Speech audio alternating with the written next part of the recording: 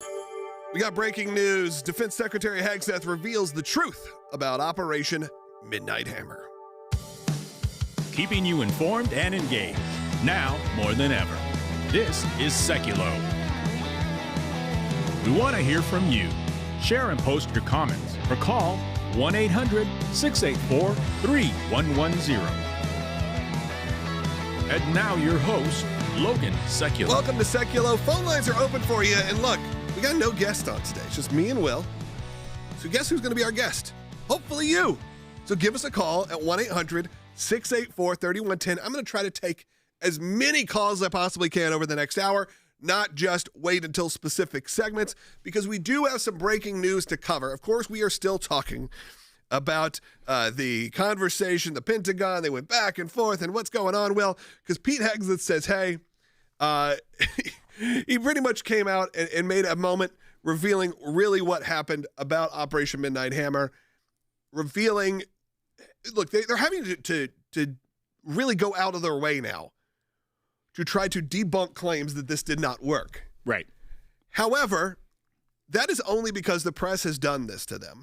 And people who just want to really devalue President Trump and the Trump administration, that's their whole plan. And if their whole plan is that, well, it's sad that we have to have a point where Pete Hegseth has to go out on the defense of this over and over day after day. Yeah, it's hard to declare victory and talk about the victory when the media is so quick to undermine it before the dust has even settled on Fordo. So what we're seeing here now is both General Caine as well as Pete Hegseth, the Secretary of Defense, pushing back, doing a press conference, an early morning press conference, not normal for what you see out of the Pentagon, but pushing back on these claims and these leaks. They're also pointing to the CIA and the Director of National Intelligence that it's now their role to gather the intelligence of what the successes were in the Fordo strike. But they also have to go forward and show, unfortunately, how successful things were, like the conversion plant, where without that, they can't turn the uranium gas into uranium metal to put on a warhead. And these things that keep being brought up and up and up by this fake news media trying to declare a failure instead of a victory. I think it's an opportunity to hear from Pete Hegseth himself. Let's go and listen to this. Look, it's a bit of a long bite, but again, I always make sure you have full context of what's going on. Here's Pete. There's been a lot of discussion about what happened and what didn't happen. Step back for a second. Because of decisive military action, President Trump created the conditions to end the war, decimating, choose your word, obliterating, destroying Iran's nuclear capabilities. I want to read some of the assessments that have been provided, because whether it's fake news, CNN, MSNBC, or the New York Times, there's been fawning coverage of a preliminary assessment. I've had a chance to read it. Every outlet has breathlessly reported on a preliminary assessment from DIA. I'm looking at it right now. Again, it was preliminary, a day and a half after the actual strike, when it admits itself in writing that it requires weeks to accumulate the necessary data to make such an assessment. It's preliminary. It points out that it's not been coordinated with the intelligence community at all. There's low confidence in this particular report. It says in the report there are gaps in the information. It says in the report multiple linchpin assumptions are what this assessment, a linchpin assumption, you know what that is? That means your entire premise is predicated on a linchpin. If you're wrong, everything else is wrong. And yet, still, this report acknowledges it's likely severe damage. Again, this is preliminary, but leaked because someone had an agenda to try to muddy the waters and make it look like this historic strike wasn't successful. I hate that Hegseth has to do this. Right. I really do. Because when I watched that moment unfold, President Trump came out. Sorry, it's music there. President Trump came out with Pete by his side, Marco Rubio, and I said, you know what? President Trump picked the right guys for this job. Pete took a lot of heat, unnecessary heat. And look what he was able to do. Only people with that kind of military expertise who really have been there, know it, could have done something like this. So I want to give some props to Pete Hegseth, but I hate that he has to go out and keep making these statements. Let's move on, folks. 1-800-684-3110. Have your voice heard on the air. We'll be right back. Whether it's fake news, CNN, MSNBC, or the New York Times, there's been fawning coverage of a preliminary assessment. I've had a chance to read it. Every outlet has breathlessly reported on a preliminary assessment from DIA. I'm looking at it right now.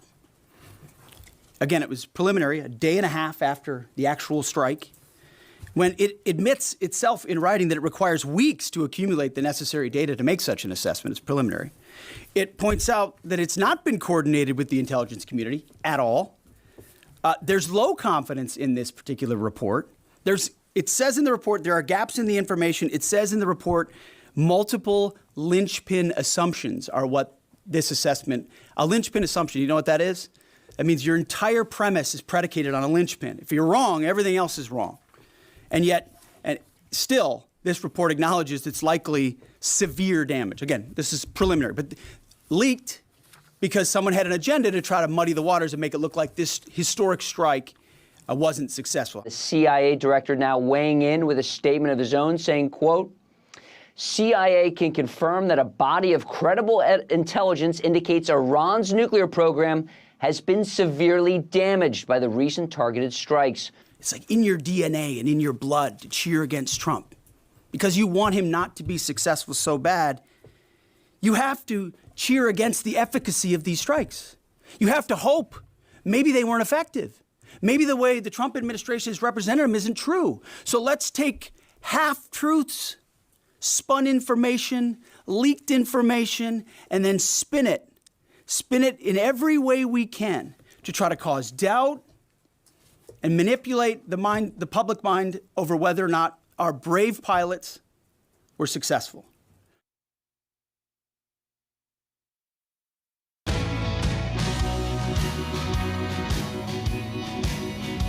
Welcome back to Sekulow. Once again, I said I'm going to take some phone calls, and I will at 1-800-684-3110 throughout the show. So if you're on hold, stay on hold. If you haven't yet called in, we got two lines open for you. Again, at 1-800-684-3110. There's also some ACLJ news we're going to talk about coming up in just a little bit, so stay tuned for that if you want to know why you support the work financially. And when I say the work, I also mean this broadcast. Again, this show is not paid for by major sponsors or even the majority of it by major donors. It's supported by people, individuals who give $25, $55, $70, sometimes a month, sometimes once. And you know what? We consider you all incredibly important to this. We won't be able to do this high quality of a show without you. I do want to quickly take a phone call to hopefully inspire you to call in as well. So let's go to Larice, who's calling in Texas. You're on the air. Yeah, I just wanted to say that during the Afghanistan withdrawal, there was crickets. Then all of a sudden, we actually hit the target, and then they get negative. That makes no sense to me. And also, it's really dangerous for military because it pretty much says we can't hit the target. Oh, don't worry about the U.S. They can't hit any targets. You see what they did in Iran? They didn't hit anything. Let's just do what we want to do because there's no fear of being held accountable. Larice, 100%. Will's actually got a follow-up to that because I've said this. Who does this benefit? It only benefits people who have historically been known. This is not Gaza. This is not some politically motivated where you go, oh, I'm on the one side or the other, humanitarian crisis, whatever it is. This is the Iranian government that has been in control since the 70s, who have been hurting their own people, and we all know this. Kamala Harris said the number one threat to America was Iran a few months ago. Okay, this isn't political or partisan, but because there is a Trump administration, it will become political and partisan. And just like you said, Larice, you're going, oh, look at America again. Our brave soldiers flew from Missouri to Iran, a 19-hour flight, multiple refuels midair, dropped precision strike bombs, and now got out of there before anyone even knew they were there, and you're going to try to discredit them? Not on our watch. That's not going to happen here. But that is precisely what the news is doing. That's right. And just to show how correct that Pete Hegseth was in those attacks on the media, pushing back at their reporting, this is a piece that came out last night. I saw it late at night from the New York Times. Rubio fleshes out Trump's case that Iran nuclear capacity was eliminated. Then here's the sub-headline to it. Secretary of State Marco Rubio said U.S. strikes had destroyed a facility that is key to turning highly enriched nuclear fuel into a working bomb. He railed against a less optimistic U.S. intelligence report. Okay, so that's the framing of the article. That's the headline, subheadline. A few paragraphs down, there is this paragraph written by someone at the New York Times who clearly has an agenda to politicize this and make sure that it seems like Trump is a liar and a failure. Listen to this. By the end of his trip to the Netherlands, Mr. Trump seemed as focused on proving he has obliterated, in quotes, Iran sites as he once was on proving he had the largest inauguration crowd.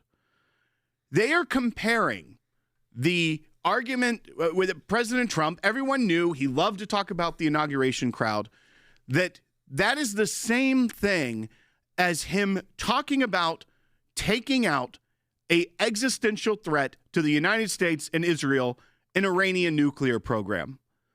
They are trying to say that he claiming victory and success is a vanity project for him. They are trying to diminish the work of the U.S. military and the extremely well thought out plan. And we're getting to that in a little bit too, because General Razin Caine, he talked about how detailed, how long the U.S. military has been studying this and focusing on Fordo. And the New York Times journalist tries to make a cute reference to the inauguration crowd argument and turn that as an analogy to the President of the United States saying, we have taken out Iran's nuclear capability. One is a crowd size and the other is national security. When they say these journalists should lose their jobs, how did this get past an editor? Do they think that's funny? Do they think American national security is a hilarious joke that these bunker buster bombs went and hit Fordo and they can laugh about it? Like, maybe we aren't that good. You act like these companies can afford editors at this point. That's so I think fair. it's maybe you're the only one reading it. Well, Logan, I have to read it so I can get enraged by their writing and tell the people. You hate watch or hate read a lot. Well, something like that fires you up in the evening. All right, let's go to Michael, who's calling from Florida on line 4. He's watching on YouTube. Michael, you're on the air. Gentlemen, how sad is the state of affairs for our mainstream media if you can get more straight answers from Mad Magazine than you can CNN? Michael, look, as a former subscriber to Mad Magazine, I'm just going to say proud subscriber, I think you're right. And of course, Mad sadly has gone away. They are now only running best ofs. But I see your point, Michael. That's just my nerdiness. It is true that I think that is why people have turned to alt media, including comedians, by the way, Joe Rogan, all of these names, because weirdly, you feel like you can get more unbiased news from the top comic voices in the country than you can from CNN, from MSNBC. And look, sometimes I'll say, even with Vox, look, all of them, you can get more actual what people are thinking through independent productions. That's what we do here. We are fully independent.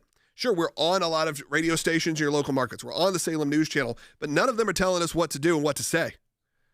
We don't play by those rules. Sure, there's FCC rules, but other than that, which we wouldn't violate anyway, other than that, though, we can give you our opinions whether you like them or not. That's why I love this show. That's why I love what we do here at the ACLJ. It's not about parroting a party line. It's not about parroting some sort of political bias. I know I've made our audience mad with my points of view, or when I feel that I'm going to be honest with you. If I feel like a case is not going to go anywhere, or I feel like something is not worth the time of America. But that's why you have independent journalism. That's why you have independent news shows. That's why you have shows like ours that are completely independent, and the organizations like ours, because we're able to do that. And you're right, more people are paying attention to that and understanding it than our CNN. More people watch our show than watch a lot of CNN. We just crossed over 500,000 subs. That's just subs on YouTube. Okay, we're on some other platforms where it's growing also hundreds of thousands, millions. And millions watch just on YouTube a week. Millions. They would kill for those numbers. I think we should listen to what General Caine said at this presser as well. General Razin Caine. I do love it. I love the nickname. But this is him talking about when they targeted Fordo. It wasn't like they just decided, okay, let's try a bunker buster bomb and go for it. Here's how long an individual and a team of two were studying this site and how much they knew about it because of a very hardworking American at the Defense Threat Reduction Agency. So this is General Caine talking about an unnamed individual for their safety. Okay. Let's listen to bite 2. In 2009, a Defense Threat Reduction Agency officer was brought into a vault at an undisclosed location and briefed on something going on in Iran. For security purposes, I'm not going to share his name. He was shown some photos and some highly classified intelligence of what looked like a major construction project in the mountains of Iran. He was tasked to study this facility, work with the intelligence community to understand it, and he was soon joined by an additional teammate. For more than 15 years, this officer and his teammate lived and breathed this single target, Fordo, a critical element of Iran's covert nuclear weapons program. He studied the geology. He watched the Iranians dig it out. He watched the construction, the weather, the discard material, the geology, the construction materials, where the materials came from. He looked at the vent shaft, the exhaust shaft, the electrical systems, the environmental control systems, every nook, every crater, every piece of equipment going in and every piece of equipment going out. And that is what led to the development of the bunker busting bomb. Because he could tell based off the soil that was coming out how far deep in that mountain it was. Based off the ventilation equipment, everything. This is an individual, an American, a brave American, that couldn't talk about this with his family. He worked with one other person on this for 15 years and knew everything there is to know about this secret site and how to attack it. And we developed the weapons. And that's exactly what the President of the United States deployed on that site just a few days ago. And the media is going to sit here and try to lecture the world that maybe we're not that effective and only do one thing, help out the Ayatollahs with their PR campaign. Yep. Hey, we're going to take some more calls coming up. And also in the next segment, we're going to talk about a big victory coming out of the United States Supreme Court, how the ACLJ was involved, and how you can react as well by always supporting the work, and not just financially. Go to our website, sign petitions, get involved. But if you're on hold right now, Tim, Ronald, Mike, Michael, Daniel, a lot of men today. Give us a call at 1-800-684-3110. Stay on hold. We're going to get to you. I want to take as many calls as I can. We'll be right back with more on Sekulow.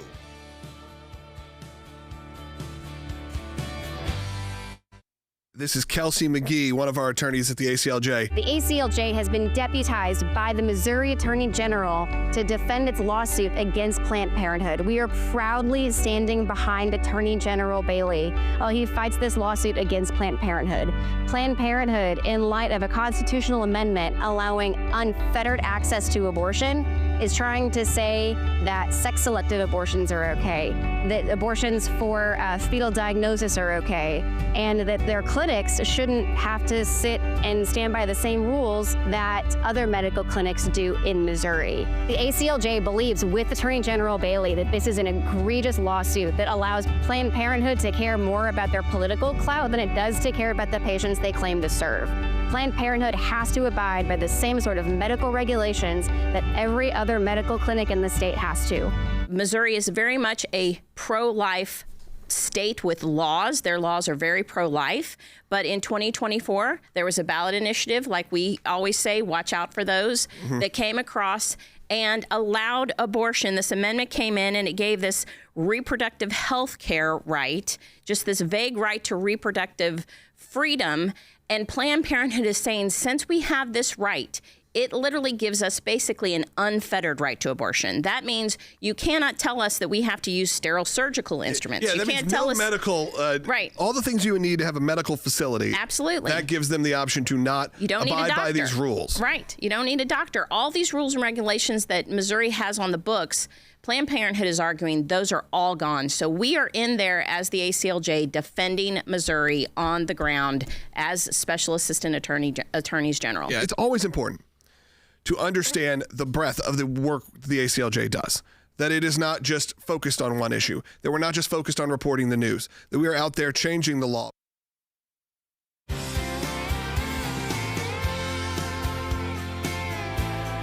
Welcome back to Sekulow. As I said, we're going to continue taking phone calls as well, and I do want to tell you a big update in the ACLJ world because, look, there's always news happening, and I want to make sure you get to hear about it. But, Will, I know we want to take a call because right now, full bank of calls. So that's what I got to do, Will. I just got to say, hey, you don't have to stay on hold for an hour today. Yeah. And they call in. Right. So maybe let's go to, let's see here. You want to go to number 5, Mike? Yeah. Mike in the great state of Tennessee, my favorite Sirius XM listener. Go ahead, Mike. Hey, guys, appreciate all that you do. And I'm very thankful for our leadership of our country for what they're willing to do to save the United States, to protect Israel, to save the world. But what I do not appreciate is the fact, the amount of time and the energy that they have to put into defending and refuting the false narrative out there. And I think it's time we just move on. Once we've been told what's going on, it's been validated, move on. We got other things to do. I 100% agree with you, Mike, which is this is a waste of time to keep going back over this. The people who are supporting you are going to support you, and the people that aren't, you're not going to be able to turn them the other way. Of course, I hope that, and what I mean by that, I mean the media. I don't mean that to be human beings. Because, look, there's a reason I always say we're not behind a paywall, because I want you to share this with your friends. I want them to see the truth, the hypocrisy, everything that's going on. But that being said, I agree with you. What more can be said? What more needs to be said? President Trump even doesn't need to keep going and saying it was a massive success, a massive success. I believe you. I am just honored that you would actually do this and would attempt something this strong that a lot of presidents have said they were going to do and never actually done. And as of right now, we've had 2 days of relatively quiet. That's right. And what we also are hearing is, once again, the president was at a NATO summit where he received commitments from the governments there that were meeting with him, other NATO governments, that are historic. They're agreeing to put 5% of their GDP into NATO. That is something that has been needed for a long time, that Rick Grinnell has come on here and talked about how they're not paying their fair share, that the United States is paying for the national defense of most of Europe through NATO, and that they're not paying their fair share. President Trump yesterday was able to secure an agreement from almost every country, I think, except for Spain, which Spain's economy, not great, but they've gotten 5% commitments from every NATO government except for Spain. That should be what the press is like. How did this happen? Because everyone's been talking about for generations, why can't NATO pay more? But no, instead, they're talking about what they want to be scandal. They want it to be a scandal that we didn't effectively take out nuclear sites in Iran. This isn't some bill that got quashed by your own party. This isn't that. This is American national security at stake. You know, Ronald in Georgia's got a great comment, and I think he's right because it shows you how the narrative moves. Ronald, I want you to tell us what you told the phone screener because I think this is a very relevant piece of information. Again, Ronald, another great state of Georgia, my original home state. Listening on the radio, you're on the air. Love you guys. Hey, I was just thinking the news media was telling everybody that the Iranians weren't that far along in their nuclear program. And now that Trump has gone and knocked them out, mopped them up, they want to say, oh, he didn't really get their nuclear program. It's still intact. So they're talking out of both sides of their mouth. Thank you, and y'all have a great day. Ronald, of course, and as always, you're 100% right, which is what was the narrative leading up into this, which is we don't even know why President Trump thinks they have enough uranium to do this. And now you're right that the answer is, oh, well, we weren't strong enough to take it all out. Well, and that's precisely the point. If they were at least intellectually honest, their reporting would be like, this didn't matter anyways. It was a waste of bombs, waste of putting our people in harm's way. Instead, they're running with a leaked thing that says it didn't really push it back that far based off initial assessments. but they're not intellectually honest. They have Trump derangement syndrome, which allows them to not think clearly enough to even get their story right. Like, they could easily just mock it by saying, well, it was what was the point? There was nothing there to begin with. But no, they get tricked by their own deceit by thinking that this is a great story we can run with. We can make the president look really bad and not successful. And they forget what they were talking about just a few days ago, that why would he strike that? They don't even have what he says they have. It's ridiculous. All right. I'm fired up, Logan. Ronald, thank you for calling. We appreciate it. Look, this first half hour flew by, but I want you to understand some of the work the ACLJ is doing. Will, can you do it in 3 minutes, or do you want to hold it? I think I can. So we had a big victory out of the Supreme Court today. This was a case, it was Medina versus Planned Parenthood. This is where the state of South Carolina was saying that Medicaid dollars would not go to Planned Parenthood. Effectively, they were defunding Planned Parenthood at the state level, saying our citizens don't want their taxpayer dollars going to Planned Parenthood, so we're stopping that. Planned Parenthood sued. It went all the way up to the Supreme Court, and in a 6-3 decision, which the ACLJ filed in, our brief, which was tracking very closely with what the decision of the court brought forward, is they were trying to argue that they had the right to receive Medicaid dollars, that you couldn't sever that. You couldn't choose to not fund them.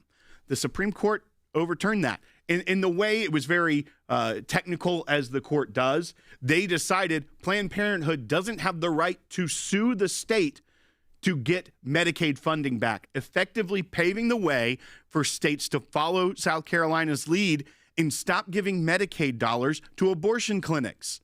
It's for health care, not for what Planned Parenthood and other clinics do. And I think this is a wonderful decision by the Supreme Court, authored by Neil Gorsuch, 6-3, with the 3 liberal members of the court dissenting. And I think it really is a powerful day, not just even for this, but at the fact that states can not fund things instead of being forced by these interest groups to give them your taxpayer dollars. About life, but of course life is very important to us here at the ACLJ, but the ramifications of this are well beyond. But we do, like striking some blows to Planned Parenthood. This is another one, and we're going to be taking them on again directly in another state to prevent them from striking down even one of Missouri's pro-life laws. They want to take down all of them. And today, though, was a big day, whether that is for life or even for just the states being able to decide what they want to do. The fight continues on. I'm going to encourage you right now as we head into the second half hour of the broadcast. Some of you lose this here, and I'm saying if you do lose this, if you're listening on your local radio station and they don't carry the full hour, number one, they should.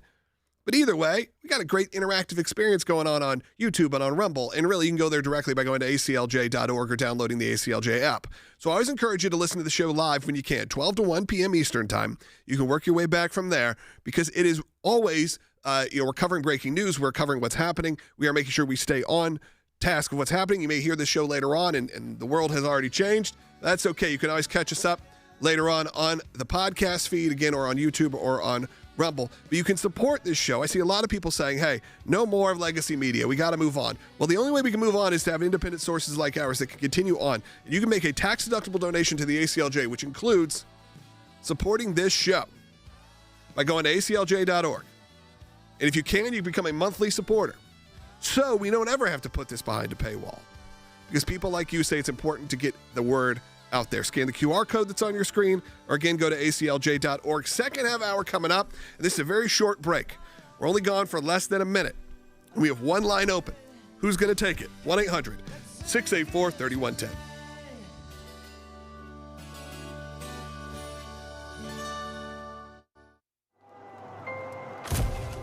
Some people think champions are born, that it's a title that requires something only a handful can ever possess.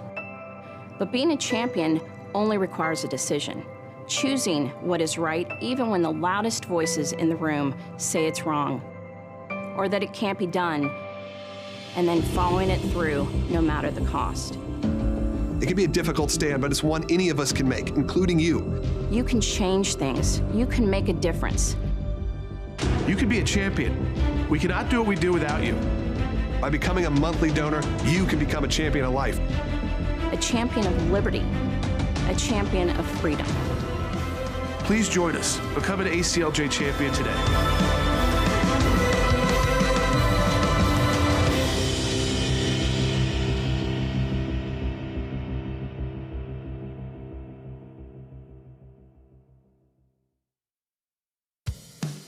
Keeping you informed and engaged, now more than ever. This is Sekulow. And now your host, Logan Sekulow. Welcome back to Sekulow. We have a second half hour coming up. We have a full bank of calls right now. Of course, we are going to reset, talk a little bit about what's going on. Sadly, Pete Hegseth has had to come out again and say, look, the strikes were effective. President Trump had to come out and say, look, quit listening to your legacy medias, to your CNNs, to your New York Times. They're only trying to mislead you because, they say we only knocked back the nuke capabilities by a few months. We had a great call coming in from Georgia that said, hey, I thought before this, the legacy media was saying they weren't even close to having it, or having the ability to do this. And now they're saying we didn't hit them hard enough. Which one is it? And that's why it's important to have voices like ours out there. Phone lines are open for you at 1-800-684-3110. Stay on hold, Tim, Daniel, Candy, Bruce. 2 lines actually open. Someone dropped off. So give us a call right now. That's right. And when you look at what is happening, as Logan mentioned, with the media, they are trying to pick apart in real time. Like, they started as soon as this attack happened. They're trying to pick apart whether or not the bombing of nuclear sites was successful. And it's not just like, here's some questions. They're relying on leaks of documents, top secret documents. And in no way are you hearing people in mainstream media even bringing up, like, whoever leaked this document is detrimental to the national security of the United States and probably needs to be in jail. Because that's what they were arguing against President Trump when he retained materials from his presidency. And when you're the president, you do have the power to declassify. But they are running. They love to run with the story of a leaker that comes from a highly classified document. Why is that? Why are they so willing to take that material, something that is right in the aftermath, when there's a fragile ceasefire, when Iran retaliated by sending ballistic missiles at our troops, and they're running with stories that could embolden the regime by saying, maybe we didn't do that good of a job. Maybe President Trump is obsessed with obliterating their nuclear facilities, kind of like he was obsessed with the size of his inauguration crowd. They're trying to say that he's lying, and that Pete Hegseth is lying, and that Marco Rubio is lying. When they're giving you the facts, they're being so transparent about this. They were showing videos of how these bunker buster bombs work and talking about the 15-year work at the Defense Threat Reduction Agency. When have you heard that much detail about a singular bombing mission ever? And yet the media is still sitting there trying to humiliate not just the president, not just the cabinet, but even the men and women in uniform that flew those missions. And now, speaking out of both sides of their mouth, we just got a report from the New York Times that came out just less than an hour ago, and their headline is, Centrifuges at Fordo no longer operational. UN nuke watchdog head says. Wait a second. Wait just a second, Logan. French radio said there was no escaping significant damage. Again, so now the New York Times, after saying, not enough, now they're saying, oh, maybe there was a lot. They're no longer operational. The fact that they wait and we're like, okay, you know who is the one voice we can trust on this? Not the military officers or the Secretary of Defense. It's the nuclear watchdog at the UN who has not been given a ton of access under the JCPOA like they were supposed to, because that's who President Obama put all his trust in. He's like, I've seen the pictures, okay, guys? We've seen the pictures. They ain't operational no more. Okay. All right, when we get back, we're going to take some phone calls. I want to hear from you. I think phone lines are jammed completely right now. But if you are on hold, Bruce, Rick, Candy, Deacon, Daniel, Tim, stay on hold. I'm going to get to you in just a few minutes. And if you become an ACLJ champion, by the way, and you tell our phone screener, you got to make sure you tell them, I bump you to the front of the line. You get pushed to the front. So if you call in and you're an ACLJ champion, now don't lie to them. We can check our records. Be honest broker here. become a champion, even $5 a month. It means a lot. Do it right now. Go to ACLJ.org. We'll be back with your phone calls, questions, and so much more in just a moment.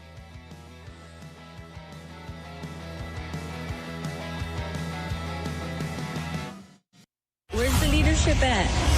Because you guys are all about territory, and this is 18th Street, and this is Florencia. You guys tag everything up, claiming hood. And now that your hood's being invaded by the biggest gang there is, there ain't a peep out of you. New details as the vice mayor of Cudahy is facing calls to resign over that controversial video where she calls for local gang members to defend their territories against ICE agents. Last night, the Department of Homeland Security posted on X this video they identify as the same video Cudahy's vice mayor deleted from her Instagram account. The DHS labeling the video, quote, despicable and garbage.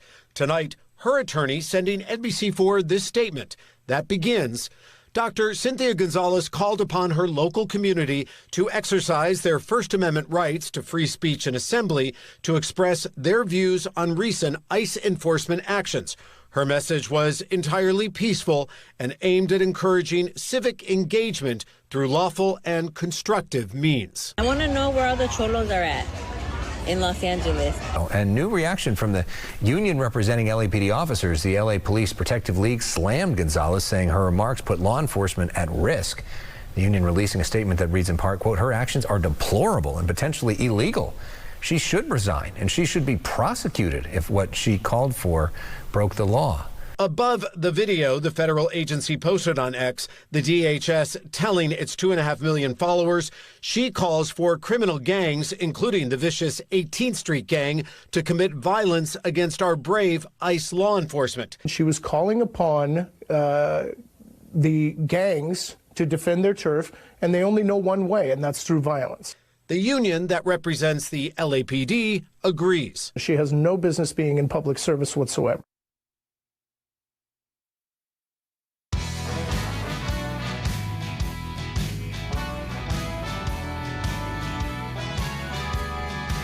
Welcome back to Sekulow. We do have some other news we're going to cover here before we start taking all the calls, and we have so many lined up. It's going to be a packed, probably last segment or two here with your calls. But, Will, I know you wanted to address a couple different things. There are topics of interest that are happening around the country right now. It is the great flamingo resurgence in South Florida. Okay. Maybe that's what we want to talk about? No, that wasn't where I was going. Okay, where were you going? Well, there's a vice mayor in one of the cities in L.A. County. This is just south of Los Angeles, that is getting some flack, Logan. You know, the governor of California was saying there was no need for the National Guard. He had everything under control because this wasn't a rebellion. This wasn't under the Insurrection Act somewhere where he thought that federal law couldn't be carried out, even though we saw what happened. But this is what a vice mayor posted on social media, and she's since deleted this. But you got to hear what an elected official in California is calling for. And then you tell me if this is a rebellion, an insurrection, or something like that, or trying to block the federal law enforcement. Let's go ahead and run bite one and see what Cynthia Gonzalez, the vice mayor of this city, had to say. Not for nothing, but I want to know where all the cholos are at in Los Angeles. 18th Street, Florencia. Where's the leadership at? Because you guys are all about territory, and this is 18th Street, and this is Florencia. You guys tag everything up, claiming hood. And now that your hood's being invaded by the biggest gang there is, there ain't a peep out of you. It's everyone else who's not about the gang life that's out there protesting and speaking up. We're out there like fighting our turf, protecting our people. And like, where you at? Bien calladitos, todos los chulitos. I'm like, dude, they're running amok all up on your streets and in your city. And peep, when the big gang guns come in, nothing but like quiet, and we're out here, the regular ones that have never been jumped in, out here calling things out, trying to organize people, trying to do the thing. So don't be trying to claim no block, no nothing. If you're not showing up right now, trying to like help out and organize, I don't want to hear a peep out of you once they're gone, trying to claim that this is my block. This was not your block. You weren't even here helping out. So whoever's the leadership over there, just get your members in order. Get your members in order, Will. I've never thought I'd be agreeing with the LA gangs. Where they were like, you know what, this isn't our battle here. Yeah. You know, I don't think this is really for us right now. This is too organized. This is too fancy. It's so crazy that this is coming from an elected official. Right. And what she is saying is, gangs, fight. Fight for your turf. Fight against another gang. She wants gang warfare in against the government. How is this? First of all, how is that not a crime? I'm just going to put that out there. To encourage organized crime to come out? To say, gangs, we want you to literally fight law enforcement.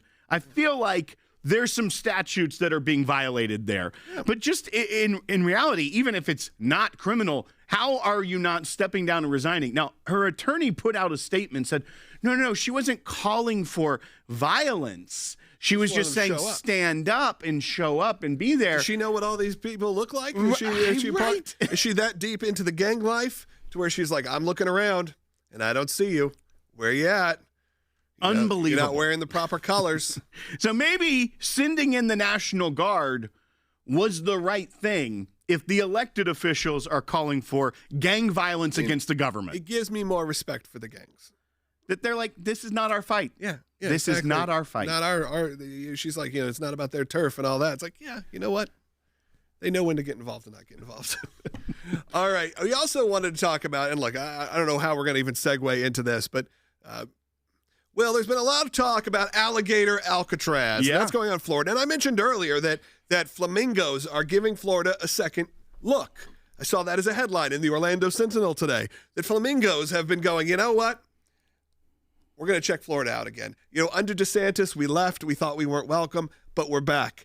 They're going to try it out. However, alligator Alcatraz is really happening. It's one of those things that you look at a headline and you go, I can't believe this. This is the most Florida thing to possibly exist. And they're even it's not even a nickname. That is what the governor, that is what people are referring to this as, which is a detention facility in the middle of the Everglades in Florida, surrounded by alligators and wildlife. So essentially, they can't escape.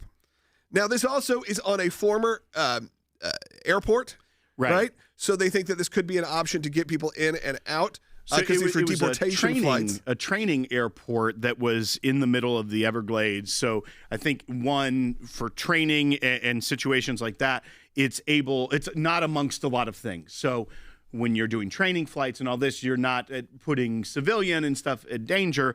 But the Everglades are remote.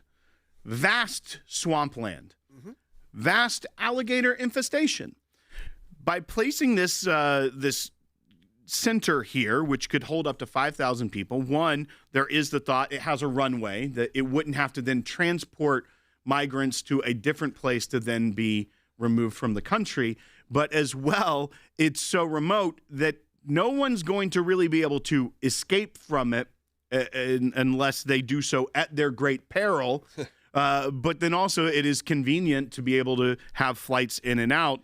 The name alone is only something that could come out of the Trump administration, though. Yeah, or the state of Florida. I do have to say, there's when I first heard about it, I thought we were going to get a maximum security prison in the Everglades. And this was going to be like some sort of weird Hunger Games situation where it's like, if you can escape, full pardon. If you can escape, if you can make it through the swamps, you've made it. Okay, and I'm kind of for that. Like, there's something about that that's very intriguing. I don't necessarily love that it's a immigration detention facility and we're calling it Alcatraz or alligator Alcatraz. That feels a little inhumane, a little unkind. So here's my pitch: is we do that. We make it a maximum security prison, but like no gates. Maximum security just because of location. There's maybe some small fencing. And look, Will and I spent a lot of time around alligators. We've wrestled alligators. We have. I have I have put myself in danger for the love of these wondrous creatures. Yeah, they're beautiful. They are. They're some of the best things in the world. And look, they're largely kind. I don't want to tell you to mess with them, but you don't hear a lot of negative things coming out of gators, crocodiles. First of all, kind is not the word I would use for them. They're just big old, dogs. Just haven't evolved No, they yet. Well, eat dogs. Yes. Right. You don't hear negative dog things. eat dog. It's not gator eat human. It doesn't happen that much. Look at the facts. It doesn't happen all that much. But the fear of them, because they are scary beasts. You have to have a good fear. You have to have, a healthy fear. Yeah. Healthy fear of them. And then you got to run zigzag, which apparently is not true. I've heard it's not true. I've heard you just got to run fast. That's how you get away from a alligator. Look, we're joking around here, but these are the real things that are happening in this country. And whether that is what's going on in New York City as they've started to look at new mayor options, or whether that is going on in Florida, where you are building an alligator Alcatraz, the world is at a very, very interesting spot. And our phone lines are completely jammed, which I love. And I wish we had some open so we could hear more about people's thoughts on alligator Alcatraz. So if you want to follow up your comments with more comments, Tim, Daniel, Deacon, Candy, Rick, Bruce, we will be taking your calls. Maybe we could take one really quick. We got a couple minutes left in this segment. Let's go to Tim. He's been on hold for a long time. Tim, you're on the air. Hey, how's it going? Good show as usual. I was just wondering, the legacy media, didn't they just meet like last week in Oregon or something, so they're all in lockstep throughout all the networks? I don't know specifically about that. We can look. There may have been a summit. Look, there's a lot of conventions and things for news media. That's not uncommon. It's not uncommon also that these news outlets do work together. I think you'd probably be surprised how closely the mainstream media does have open lines of communication with each other to confirm facts, to share clips, to do all that. I don't necessarily think that there's nefarious, but there's also big conglomerates that own most of your local stations in an area. And that's always a part of it. Will, is there something? Yeah, that's right. I'm not certain about that, but there are summits and meetings and trade shows that happen all the time. But in reality, you can tell the groupthink without even having to look for an actual meeting because they all report the same thing. The New York Times and CNN are still going with that same leak angle. And they all use the same words. Right. It's word manipulation. It's let me put this word in your head so now you're going to hear it 40 times. It's when they said weird. Remember weird? We've all moved past that, but during the election, how often did we hear weird? J.D. Vance is weird. Everyone is weird. Of course, that did real well for them. When we get back, we're just going to go rock through these calls. Tim, we appreciate you calling in. We got one line open now. Who's going to be the last call, and will it be about alligator Alcatraz? We'll find out. 1-800-684-3110. If you can support the work of the ACLJ, regardless if you felt this segment was ridiculous or not, we're doing the good hard work for you.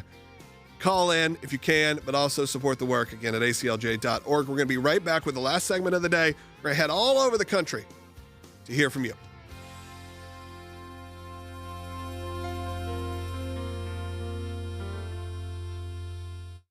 Whether it's fake news, CNN, MSNBC, or the New York Times, there's been fawning coverage of a preliminary assessment. I've had a chance to read it.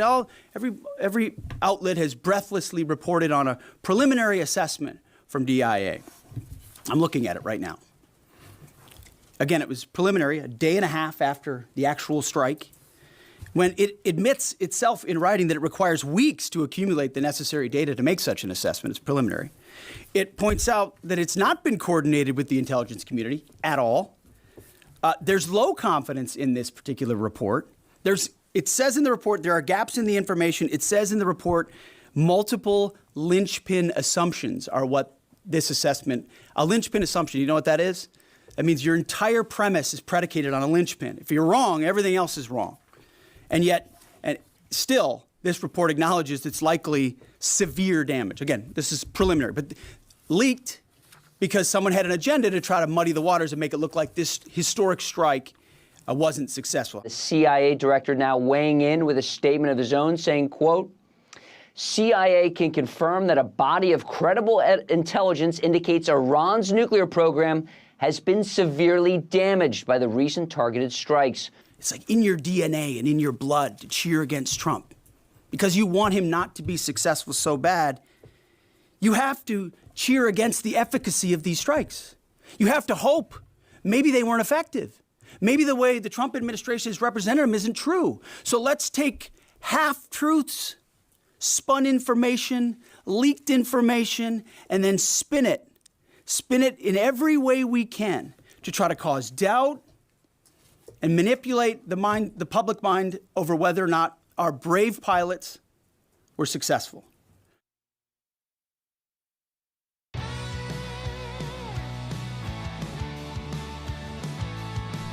All right, it's time to take your phone calls. We're going to head all over the country. We got North Carolina, Washington, D.C., Maryland, Georgia, Nevada, Florida.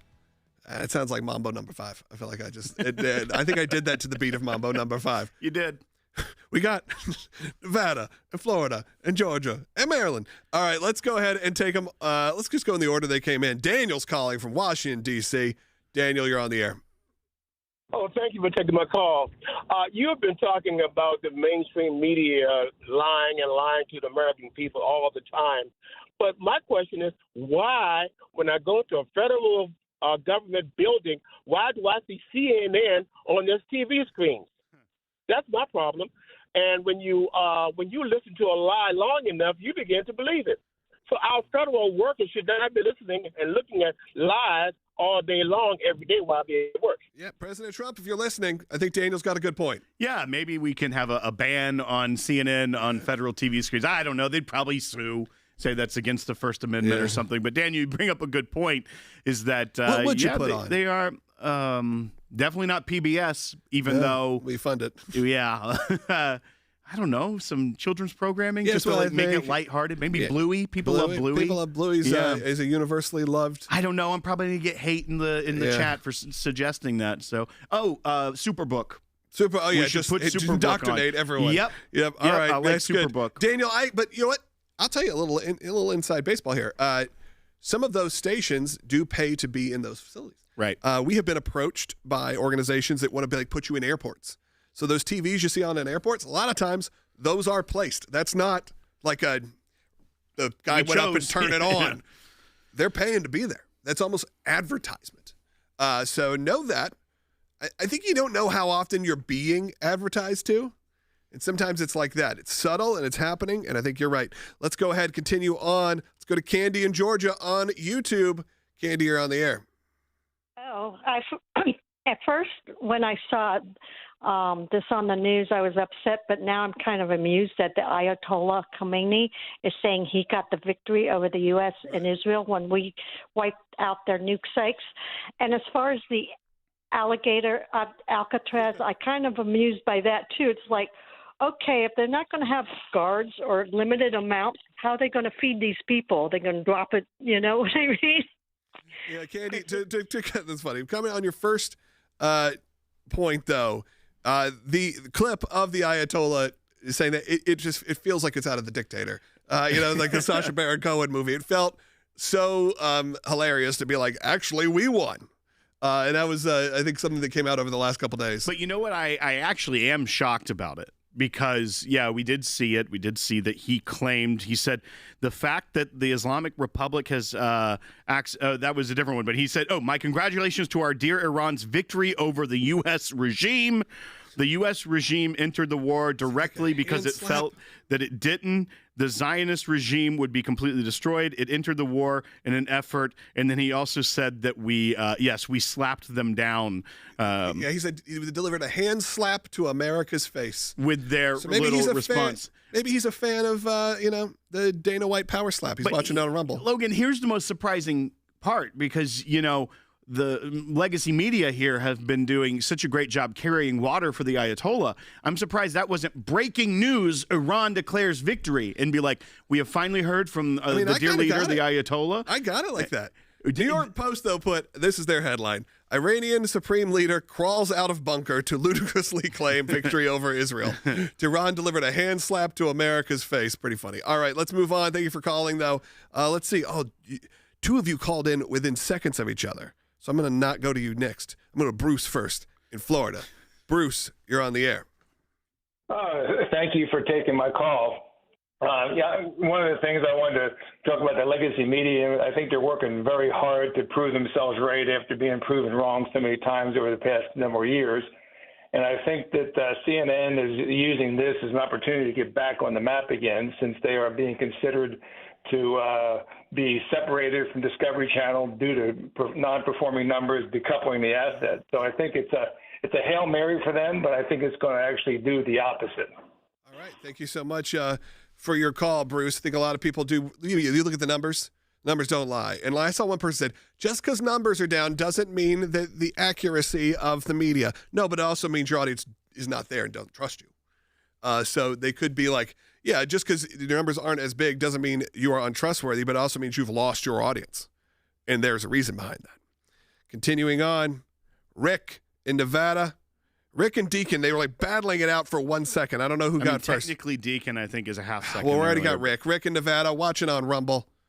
You're on the air. God bless the United States. God bless President Trump, his brilliance and the brilliance of his DOD, and God bless the ACLJ.